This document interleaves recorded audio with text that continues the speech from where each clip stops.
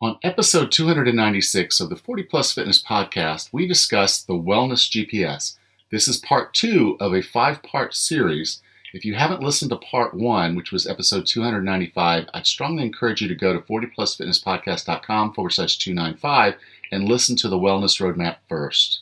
You can find the full show notes for this episode at 40plusfitnesspodcast.com/295.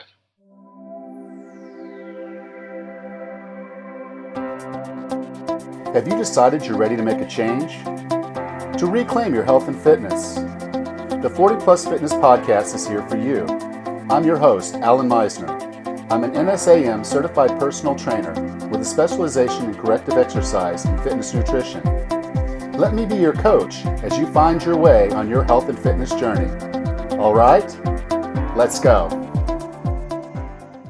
Hello, and welcome to part 2 of the Wellness Roadmap. Today we're going to talk about the Wellness GPS. So in your car, when you're getting ready to take a journey, particularly on a journey where you don't know exactly where you're going, you'll often key in the address where you want to go. And the GPS will help you put that route together in a way that gets you there safe and as quickly as possible. And that's sort of what we're going to do now with our Wellness GPS. So GPS, as you might guess, is an acronym. And I use it for grounding, personalizing, and then self-awareness. And so we're going to go through each of these today so you'll understand how I use the GPS method for basically defining what we want and how we're going to get there so we can set this up for success. So let's start with grounding. Now, in grounding, basically what we're looking for here is kind of an understanding of what you want to get out of this. So we're actually going to make a commitment, okay? So you key in this address and it's in your GPS and it is where you want to go. And so we're going to do what we have to do as a part of this function to make sure you get there. So the first step is making a commitment. Now, I've talked about commitment a lot on this show and I can't stress it enough. You can make a decision like I made a decision, or you can make a commitment and like I made a commitment, and then things actually start to change. So let's talk about what goes into a commitment. And I actually go through this exercise with all of my clients to help them get there. So the first part of your commitment is, what are you committing to? What's your vision? So when you say to yourself, I'm going to be healthy, I'm going to be fit, what exactly does that look like for you? Do you have a vision of what that looks like, what that feels like, how you feel? How does it feel to be healthy and fit? What are the things that you're capable of doing? What are the things that you would do when you get to that place? So, when I talk about my journey and how I felt really, really bad sitting on the beach, unable to complete the game, I had to step out of the game and let someone sub for me, and I felt really, really bad. I wanted to keep playing volleyball, but I didn't have it in me. My vision was to be able to go back and play volleyball and not have to sub out, to be able to basically go as long as they wanted to play, and I was going to be out there. I manifested that in things like a Tough Mudder and other things that I knew were basically going to set me up to be successful on that. So my vision was my capacity to be able to do things with my daughter and eventually with my grandchildren. My vision was for me to be able to go out and play volleyball with the younger people and not completely just blast myself out by doing so. So my vision would be very different than your vision, just as my journey is going to be very different from your journey. So you kind of have that vision, and now what's the emotional why? I mean, if it's just, for vanity's sake, that's a reason, but is that really going to be a reason, a why that's going to be significant enough to push you to do what you might need to do to get there? So the why part of your commitment is really kind of that emotional aspect of it. For me, it was my daughter. For me, it was my wife, family now that I need to take care of. And if I'm the one that's the invalid, I'm not taking very good care of them. So for me, it was just making sure that I'm healthy and fit, so I'm there for my family, and I get to enjoy a lot of the things that I wouldn't otherwise be able to enjoy. Running a Tough Mudder with my daughter has been one of the best things that I can look back on and say that I really enjoyed that exercise, that thing with my daughter, because it was just her and I, for a little over 3 hours going through that obstacle course. And that was just something that was very, very special to me. And I would just say, when you can put something that emotionally tight around your vision, and you can build that commitment, and you make that effective vow. And I actually do sit down with my clients, my one-on-one clients. I say, let's write up a vow. Let's write up and say, this is why we're doing what we want to do. If we make the commitment and we get there, this is what it's going to look like, this is what it feel like, and this is my why. And it's a big enough why that it's going to drive me past any obstacle that comes in my way. So this GPS, the grounding part here, is really the foundation of where I want to go and why I want to go there. And if I've got that solid in my mind, and I keep that solid in my mind throughout the journey, I'm almost guaranteed success. Okay, now the P in GPS is for personalizing. As I said earlier, your journey is going to look entirely different than my journey. So what we want to start with is basically, what's our baseline? When I started this journey, I was really close to 260 pounds. I had not stepped on those scales since it topped 255, but I'm going to guess I was probably around 260. I took measurements. I went to the doctor and I got some blood work done. I got a whole lot of health markers and things that would tell me I was on track. So maybe I didn't lose weight that week, but I didn't really stress over it because the inches were going away. I was getting smaller. So I knew I was on track. And if I just put myself looking at one baseline measure, I would have at points in time been a little bit discouraged because my weight was fluctuating from week to week. I wasn't going straight down. There was a long plateau during that period of time from a weight perspective, but other things were happening. My endurance was going up. My strength was going up. So there were other things that were improving for me. So having those baselines and understanding what each of those baselines means relative to my vision is really, really important. And then the other thing is setting milestones and SMART goals. So if you set a milestone and you say, okay, I want to be able to do a certain thing by a certain date, or I want to drop an inch off my waist this month, those are doable SMART goals. So a SMART goal, and we'll go into this briefly, I don't want to spend a lot of time on it, but a SMART goal, SMART is also an acronym. It's for specific, measurable, attainable, relevant, and timely. So if I say I want to lose 1 inch off my waist this month, that is a specific goal. It's 1 inch. It's measurable.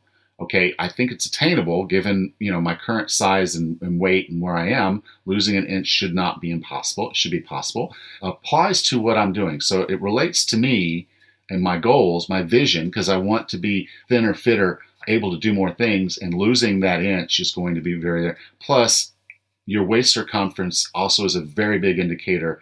If you're carrying fat there, that's a very big health indicator from a cardiovascular risk. And then, then the final thing is timely. I say by the end of the month, I want that. So if you've set a SMART goal, you got those little milestones, and all those milestones are going to put you where you want to go. It's kind of like knowing, okay, if I'm driving from Pensacola to Washington, D.C., about midway point, I'm probably going to run into some places like Atlanta. So maybe I want to get to Atlanta and have lunch there, and then I'll drive on from Atlanta. Or maybe I'm just going to drive to Atlanta today, and then tomorrow I'll pick up and go from Atlanta. So I have a milestone, a thing I want to get to that's basically right in my face. So my vision is the Tough Mudder. My milestone in my case was that we did a Warrior Dash. A Warrior Dash is a shorter race. It's only a 5K instead of a 12-mile run. So we're looking at basically something that's a little over 3 miles. We ran that in March, and then I knew the Tough Mudder was in November. So I set myself kind of a milestone thing that I wanted to be able to hit to know that I was on track where I wanted to be. And so those are the kind of the things in personalizing this, is just kind of knowing where you are and then having those little segments that are going to give you those little bits of success along the way. So that's the personalizing piece. It's the route you want to take, the things you want to see, that you want to see as you're going along to know that you're getting progress. Okay, and then finally, the S in GPS is about self-awareness.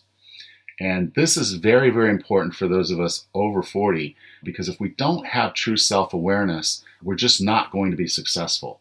Now, there's the physical self-awareness. And so knowing that you have physical capacity issues and you have limitations. So the question is, if I say I want to be able to run a Tough Mudder, I'm not going to get there tomorrow. I'm not going to go from being unfit and unhealthy to being fit and healthy tomorrow. There's some physical limitations to how quickly I can lose weight. There's physical limitations to how fast I can get stronger. And as we get older, that does get a little bit harder. So understanding that you're going to have kind of the physical capacity stuff, the limitations, but then kind of the capacity of, I don't want to go in there and think I can start throwing around a whole lot of big weights, or that I'm going to go and suddenly get on the treadmill and run for 10 miles. I have to work my way up to that. So kind of understanding, along with the fact that I've set kind of benchmarks to say, okay, I have to understand my physical set. I understand where I am, and then slowly I can progress from there, okay? Then we also want to look at this from a mental perspective. And this is very, very important, because for some of us, we need some accountability. We need somebody there with us to help us be successful on our journey. For many of us, that can be a friend, a workout buddy, or for others, it can be a personal trainer. That's part of the reason why I started the online personal training, is I wanted to be that accountability person. I wanted to be there to help folks set their GPS, to help get them on the right path, so that when they're seeing it happen, when they're slowly seeing this progression, I know they're moving in the right path. I'm helping them go the right way.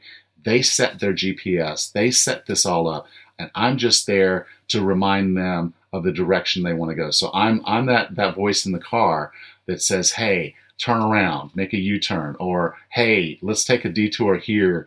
Hey, you're not making much progress. You could go a little faster if you want to. Or hey, slow it down. Maybe you're going a little too fast. And so I want to be kind of that for you. If you need a personal trainer, I'd encourage you to go to 40plusfitnesspodcast.com/train. I've opened up this group training that I think makes it extremely affordable for you to have a personal trainer to help you set your GPS, to get you on the road, make sure that you're doing the right things, to answer your questions. This is about the cheapest I can make it happen. I want to help a lot of people, and so I hope you will go check that out. It really is a good deal, and it's something that I want to be there to help you get there. And so today we've talked about setting your GPS. So you got to ground, which means you got to have a firm commitment. Get your feet square, point the direction you want to go, know what that vision looks like, know your why, and then make that vow, make that commitment, and start moving. Now, personalizing it is just where you're going to find those little benchmarks. You're going to find those things that are going to tell you you're being successful. And you want more than one, because if it's just body weight, I'm telling you, you're going to get disappointed when that's not moving the direction you want to. So set a few different benchmarks. It can be a strength benchmark. It can be how fast you can do a mile. It can be how your waist size. It can be your blood markers, any of those things. But then now your vision takes you there. This is going to drive kind of how you're measuring that you're getting there, and then start setting those little smart goals. So, I want to lose an inch off my waist, or I want to add 5% to my deadlift, or whatever yours is. Just set those little SMART goals so you can physically see and know that there's a progress here, that it's happening. And then have the self-awareness to know what you need. Do you need an accountability partner? What are your physical limitations and capacities? As far as your eating, do you need to make sure that you clean out your cupboard, because you're going to eat the bad food if it's in your cupboard, but if it's not there, then your willpower is going to be a lot stronger. Kind of having those self-awareness and that kind of thing kind of wraps this all up. And so now, if you've set a really good GPS and you take some time to really think through and dedicate some time to do this, and you set a good GPS coordinate for yourself, I'm telling you, you're 90% there, because you now have something that you can keep falling back on. You have a foundation for why you're doing what you're going to do. And I know that's going to help you be successful. I've seen it happen time and time again. If you really make this commitment, if you really set some benchmarks and you really start working towards those little goals, and you know what your limitations are, but you push yourself right up to those lines, you're going to see success. I know you will. So next time we're going to talk about actually being on the journey. So I do hope that you've listened to this episode before you go on to the next one. Well, obviously you have listened to this one, but do tune in tomorrow when I air the next episode of the Wellness Roadmap. Thank you.